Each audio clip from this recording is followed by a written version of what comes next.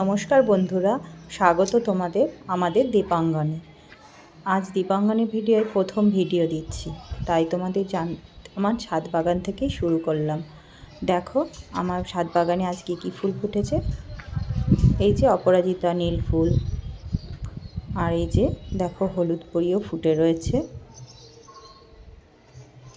ছাদের বাগানটা করা শুধু মন ভালো রাখার জন্য আর নিজে হাতে তুলে ঠাকুরের পায়ে নিবেদন করার জন্য।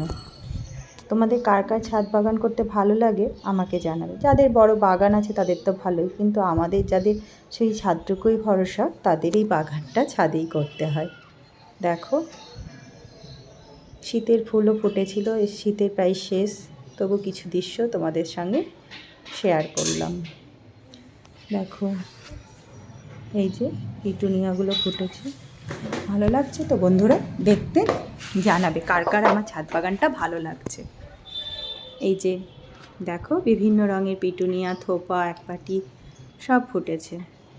যদিও শীতের শেষ, ফুটগুলো প্রায় শুকিয়ে এসছে, তবু তোমাদের সঙ্গে আজকে শেয়ার করলাম।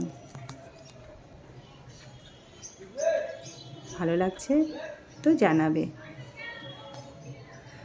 আমার খুব শখ এই বাগানটার, আর আমাকে সাহায্য করে আমার হাজব্যান্ড, আর মাঝে মাঝে ছেলেকে একটু লাগাই কাজে, যদিও ওগুলো খুব একটা ইন্টারেস্টিং না। ও ফুল দেখতে ভালোবাসে কিন্তু সময়ও পায় না পড়াশুনো করে। এই যে দেখো চন্দ্রমল্লিকাগুলো ফুটেছিল, খুব প্রচুর ফুটেছিল।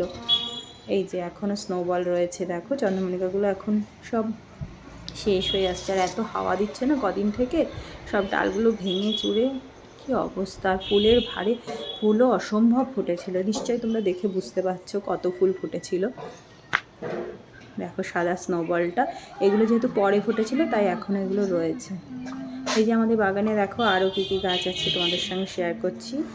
আমার বেশ কিছু জবা গাছ আছে। জবা ফুলগুলো আমার খুব ভালো লাগে, আর এগুলো তুলে ঠাকুরকে রোজ দিতে এত ভালো লাগে। এই যে এগুলো হলুদ রঙের ছিল, সব ফুটে শেষ হয়ে গেল। আর এই যে গ্যাদাগুলো প্রায় শেষ। দেখো সালভিয়া, গ্যাদা।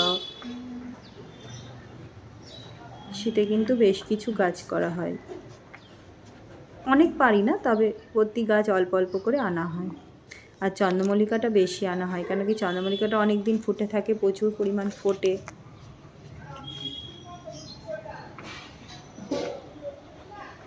দেখো গ্যাদাগুলো সব ফুটেছিল, অনেক ফুটেছিল, তারপর এখন আর।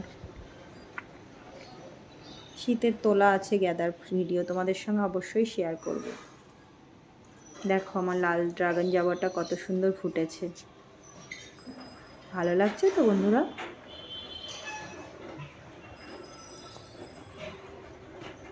দেখো এই যে আর আজ এই পর্যন্তই।